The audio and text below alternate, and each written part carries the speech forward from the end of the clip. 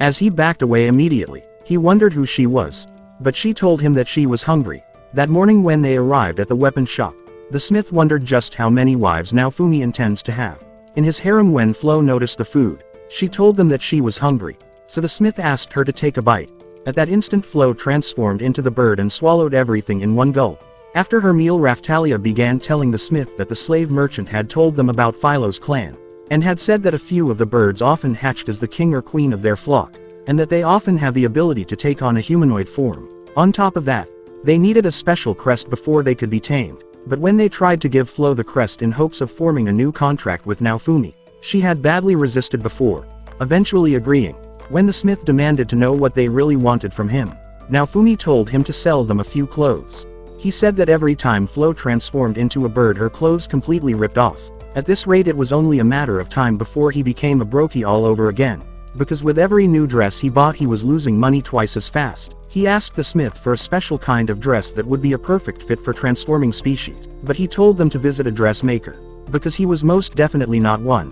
When they arrived at the dress shop, Naofumi told the dressmaker that they wished to make Flo a dress that would not rip apart whenever she transformed. The dressmaker told them that they would need magic threads to sew transforming clothes for her, and said that the cloth would be made out of Philo's own mana, because it was the only way to create a solid connection with the material. However, since they had no magic threads, they decided to visit the magic shop, but the owner told them that she had run out of magic gemstone. She told them that the stones were rare to come by, but promised to find them within a few days.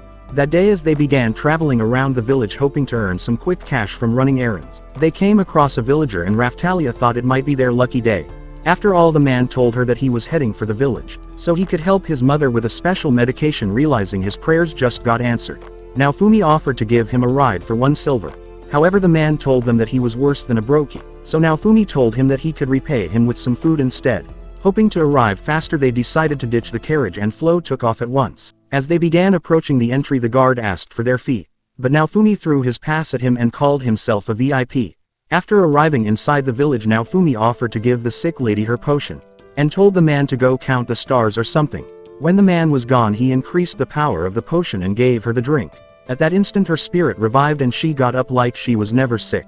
When the man returned into the room, he was shocked to find his mother recovered, and she told him that she was healthier than a horse. By the time Naofumi was ready to leave, the man decided to ask him what sort of magic spell he cast in her drink, but Naofumi had no time for dallying and told him to settle up his end of the deal. So the man gave him food that was worth about the same amount as agreed. As Naofumi rode away, he thought he might become a millionaire, soon realizing he could begin charging broke travelers for their food and eventually sell them for cash. So as the days passed, he continued with this process and tried to study the Grim War every night. A few days later, as he began transporting a new merchant, the man told him that he had grown famous around the villages, as they had begun calling him their savior for healing sick people with his healing ability. At that moment they realized that several bandits were standing in their way, and the leader told them that they intend to rob the merchant inside. Knowing Naofumi would put up a fight, the bandits decided to introduce their class-upgraded bodyguard that was sure to take on any challenge. Naofumi thought he would be a tough fighter and summoned his shield for the duel. However, Raphtalia decided to take his place and cast a mirage spell that made her invisible. So as Flo cast a tornado at the bandits, she finished them off in an instant with the bandits all bound up. The leader began telling them that another traveler had informed them about the merchant, and had said that they would make $1 million from robbing him. When Naofumi wondered just what they should do with these scums, the merchant suggested that they hand them over to the local guards. However, the bandits thought they would easily walk away, and the leader told Naofumi that everyone would believe that he was actually the villain, as the castle had done a great job of naming him the most useless hero in the world. Realizing he wouldn't be coming out on top, Naofumi threatened to eliminate them all and told Philo to prepare her belly. Afraid of meeting their doom, they began to beg for their lives, so Naofumi agreed to spare them in exchange for all of their valuables. So that evening the bandits began to surrender their loot, and Raphtalia thought they had come bandits themselves. However, the merchant told her that it was a perfect deal and decided to make Naofumi his inspirational hero. Even so, Naofumi would not be flattered by his words and demanded an additional reward from the merchant. The man told him that he was willing to share his knowledge and connections with him, and said that it would be worth more than gold and silver. That night the man began showing him how to craft gems and imbue them with energy, and along the way, Naofumi managed to pick up a few spells, and within a few days he was able to craft gemstones on his own. And by the end of the week he had found a place in the trader group with this new spot. he was able to learn every bit of news that went across the cities, and learned that Motoyasu had saved a dying village by discovering a legendary crop that grows even during famine. However, he'd always known that Motoyasu was basically too useless to figure anything out on his own, and knew for sure that mine must have put him up to it. On the other hand, he discovered that Ren had traveled through the southeast looking to slay new monsters and desperate to grow stronger. However, no one really knew for sure where Itsuki had gone. For all he knew, Itsuki may have vanished into a dungeon on a dangerous quest to find treasure, or may have joined the army of a different city. With this new knowledge, Naofumi thought the merchant had definitely rewarded him with something truly beyond gold. On top of that, the merchant had offered him a parting gift of a large portion of his possessions. When Naofumi showed the deed to a mining chief, he told him that he has struck a gold mine and offered to provide him any gemstone he wants. Naofumi told him that he wants the magic thread gemstone so that he could at least make Flo a real dress. So the following day they began traveling to the site, having received directions from the chief. Before long they arrived at the ancient site as they made their way into the cave.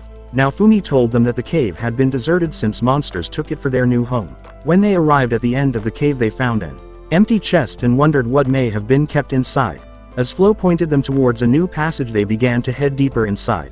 But when Flo refused to follow them, Naofumi threatened to abandon her forever. Shortly they discovered a monster's footprint, and the magic lady told them that it was a dangerous beast unwilling to return. Naofumi suggested that they continue anyway. But at that moment his torch went out and they began hearing mysterious voices. The magic lady told them not to listen and said that it was merely a trap to divert their attention. Immediately she cast an anti spell to break the illusion. As they discovered several bats before them, Flo cast a wind to blow them away. With all the bats dead, Naofumi decided to absorb them in his shield, and soon acquired a new skill. As they continued through the passage they finally came across the gemstones, but realized that there was a new monster that had made this its home. Naofumi wondered just how they would acquire the gems, worried that the monster may destroy them all. But Raphtalia and Flo suddenly charged at it. As Raphtalia lunged with her sword, it dodged and kicked her aside before evading Philo's kick. But the lady burned with her fire blast. Even so, it nearly clawed Naofumi face off. But as he managed to hold it off, Flo kicked it in the face and pulled Naofumi away, before it unleashed a powerful lightning. Realizing he was nearly toast, Naofumi wondered how they could slay the monster, and soon noticed Raphtalia as she cast her mirage spell and tried sneaking up on the beast. However, it heard her footsteps and nearly ended her in that instant. Flo told Naofumi that the beast was highly sensitive to sound, so as it jumped towards them, Naofumi utilized his new skill and told Philo to scream into his shield. Immediately she let out a terrible scream that repelled the monster, and the lady cast another fire blast to weaken it, allowing Raphtalia to stab it, before Flo dealt at the final blow. Realizing Raphtalia was wounded, Naofumi bandaged her wound, telling her to be careful next time. With no other monster to stop them, Naofumi finally obtained the gemstone. So the following day Flo began converting her mana into the magic threads, but had already grown exhausted from all the work. By the next day Naofumi finally handed the dressmaker the magic threads for Philo's clothes, and when they returned they found Flo stunning in her new outfit. But Naofumi was only relieved that he no longer has to expand his budget for her clothes. In an instant she transformed into the bird, and Naofumi realized that he just dodged a one-way ticket to the land of Broki. A few days later Naofumi and Raphtalia began heading to a neighboring village to deliver magical potions. And Naofumi wondered why a village would need so many healing potions. At the same time, before long they definitely wrong with this place. When they arrived inside the village they noticed that the Vian had surrounded the entire place. So the village chief told them that the trees were starting to turn into monsters, and were beginning to attack the people, causing them to abandon their homes, out to be the seed from hell, and that even adventurers that tried to restore the village could not get past the monsters. Realizing the adventurers were still trapped in the village, Naofumi commanded Philo to rescue them. Immediately before long she returned with the adventurers and wondered why the morons had decided to risk their lives when they were entirely hopeless of defeating the monsters. Raphtalia decided to play her mother and told her to take back her words, but Flo could care less about her after the villagers realized that the bird could talk. The chief wondered if Naofumi was the famous traveler they had heard about, but he denied it, as he was unwilling to involve himself in their mess. However, the chief could see through his lies and begged him to heal the sick villagers with his powers, so he agreed as it charged towards them like a mad bull, until the girls finally had enough. So they returned to the town with the beast as their prize. But Raphtalia was disappointed that she wouldn't be offering Naofumi any gifts. As two men appeared before them, one told them that the beast was a rare offering for the town's ritual, and off the opportunity they agreed to sell it, and were able to buy Naofumi a special tool for crafting metals. Raphtalia told him that it was their special way of thanking him for being a good husband to them. So now Fumi suggested that they have a threesome in the future. A few days later, as they prepared to leave for a new village, they came across two travelers. After serving them breakfast, the lady told them to return to their city and said that the village was disturbed by a terrible plague. However, now Fumi saw this as his opportunity to make some extra cash and began heading towards it anyway. When they arrived at the village, he told an old man that he had come to sell them some healing potions. Immediately the man realized that he was the famous traveler they had always heard about, and hurried off to tell the others. Shortly the village doctor led him into a room filled with sick people. So now Fumi gave one sick man a potion and everyone was surprised to see him restored. That night now Fumi decided to charge the doctor 10 times his usual fee, and said that the villagers would return to being sick if they failed to discover the cause of their illness. The doctor told them that everyone had grown sick after a dragon on the nearby mountain was slain, and that the rod of the dragon's rotten flesh had poisoned the air, killing everyone one around the site with no one able to resist the poison. They could not incinerate the body and stop the disease, thinking of how much he would make from this. Now Fumi decided to take up the challenge and told them that he would be charging them 50 times more than usual. Before long they began heading towards the mountains after spotting several monsters before them. Now Fumi thought that it would be a waste of time if they tried to fight them all. So he cast the spell on Flo, making her run through them and breezing all the way to the mountains. When they arrived before the dragon, now Fumi wondered just how they would rip it apart. But before their eyes the dragon began restoring to life, and now Fumi realized that all their plans were screwed. As they began running off, Flo jumped before them and flew towards the dragon, knocking it with a punch. When it spewed poison gas, now Fumi managed to block it, but the smoke began to overwhelm Raphtalia. Hoping to kill it, Flo charged at it and managed to evade its attacks. However, now Fumi thought they were better off retreating, and tried calling Flo to turn, but at that moment the dragon devoured her and swallowed her up instantly. At the sight of this, now Fumi and Raphtalia thought they would never see her again. As the dragon spewed more gas, now Fumi remembered his first moments with Flo, and how he watched her transform. At that instant his anger began to grow and his curse series was activated. Using his hate, the shield's power began to increase, but as he approached the dragon, it smashed him into the ground, and Raphtalia thought that he had walked into his own death. However, he emerged raising the dragon's foot, and as his powers increased even more, Raphtalia tried to stop him, but was blown away. Now Fumi released a powerful light that destroyed the ground and cleared the dust, before revealing his flaming shield. As the dragon struck with its tail, he burned it off, and remembering the pain of his betrayal, his shield burned even brighter and he knocked the dragon ready to burn all of it. But at that moment he heard Raphtalia's voice, and as his mind was restored, he found her wounded and saw her pass out on the ground. Desperate to save her, he started casting his healing magic, but she remained unconscious. Utilizing his distraction, the monster attacked him, but he was protected by his shield. However, he tried to put out the flames, realizing he could not save Raphtalia, and attacked the dragon at the same time. Just then the monster began to scream and suddenly passed out. As he wondered what just happened, Raphtalia came awake, but nearly lost consciousness again. She wondered who slayed the dragon, but even now Fumi had no answer. Before their eyes, Flo rolled out of its belly and they were surprised to see her alive. But she told them that she was never dead. She told them that while eating through its belly she had found a purple crystal, and now Fumi thought that it was the core that powered up the dragon, realizing it would possess immense power.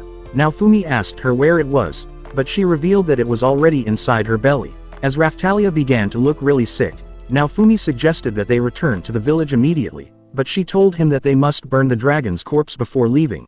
That evening, after returning to the village, the doctor decided to pay now Fumi for getting rid of the dragon, but he told him to use it in treating Raphtalia, because as her health grew worse he realized that she was more important than all the gold coins in this world. The doctor told him that Raphtalia was suffering from a powerful dragon curse, and that they had no ability to cure her, so he offered him the money once more, telling him that it would come in handy. As now Fumi visited Raphtalia, he wondered just how she would recover from her illness. At the same time, Flo decided to give now Fumi another crystal she had found in the dragon, so he planted it in his shield, hoping to acquire a new skill. However, when he remembered that his rage had exposed Raphtalia to danger, he decided to apologize to her, saying that they should have never gone against the dragon.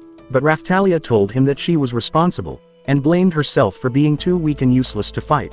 But Flo said that her attack had complicated their plans. Trying to cheer everyone up, now Fumi told them that they were stronger now than ever, and said that they would overcome their battles together. When he tried to leave, Raphtalia asked him to spend the night in her bed, saying that she wants to feel his long sword deep inside her sheath. But now Fumi was in no mood for this, and told her to spend her night reading the Bible. A few days later Naofumi and his harem began slaying monsters. When he started feeling guilty for allowing Raphtalia to join in the battle, she told him that she enjoys flexing her muscles and slaying all the monsters like cutting grass. That afternoon as they began traveling through the forest, Naofumi told Raphtalia that they must return to the city immediately, so that they would find a cure for her illness. At that moment they discovered a young girl on the other side of the forest, but when the girl noticed their presence, they took off immediately. The girl noticed Naofumi and his company and basically overlooked him like he was totally invisible, but told Flo that she has always wished to meet her clan, and was happy that she could talk. Raphtalia wondered if the girl was from the village,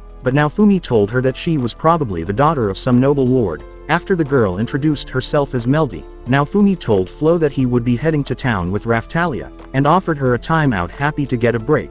Flo transformed back into a human and the girl was happy that she had made a new friend. That evening in the village Naofumi began to heal the people with his healing potion, but later that night as he bandaged Raphtalia's wound, Flo told them that Melody was a lost little girl who could not find her way back to the city, after getting separated from her security. At that moment the girl arrived asking them to escort her to the city, as she wished to reunite with her family, but Naofumi unwilling to agree. Melody told him that she must visit the capital immediately for an urgent duty, and promised to reward him with more gold than he can hold. Naofumi thought he may as well become a millionaire from all the reward, but was worried that he might get into trouble for hanging around with the lord's daughter. Flo told him that they can't abandon her, and Raphtalia said that helping her was the right thing to do, so Naofumi finally agreed. The next day Naofumi and the girls finally rode out of the village, but as they began a new journey, Raphtalia endured all of her pain. After successfully sneaking into the city, Naofumi told Flo to escort Melty to her home and to return with all the cash she promised. Afterwards they arrived at the church hoping to find a cure for Raphtalia's illness. Naofumi noticed that there was no symbol of his shield on the top of the church, and realized that everyone in the church probably hates him. After arriving inside, the Pope welcomed him saying that he had witnessed his duel with Motoyasu at the castle, and considers him a great fighter. But Naofumi demanded for their most powerful holy water that would heal any curse. One priest told him that nothing good comes for free, and that he must pay a gold coin for it. Raphtalia thought it was too expensive and suggested that they find another means of curing her. But Naofumi told her that she was worth more to him than gold, and decided to pay for it. However, when he used his appraisal skill on the holy water, he realized that it was the cheap one in their store, and told them to go drink it. So the Pope commanded for the real bottle and apologized for the mix-up. Naofumi told him that he only cares for the real deal, and that he could eat his stinky apology that was faker than his ex. After using his appraisal on a new bottle, he discovered that this was the real one and began to leave. When they arrived outside the church, they noticed that a knight was running towards them screaming for his attention. Unwilling to associate himself with anyone in the city, Naofumi and Raphtalia started running off hoping to lose the man, and they hid in an alley. Looking to keep Raphtalia safe, Naofumi suggested that they split up and decided to draw the knight towards a different direction.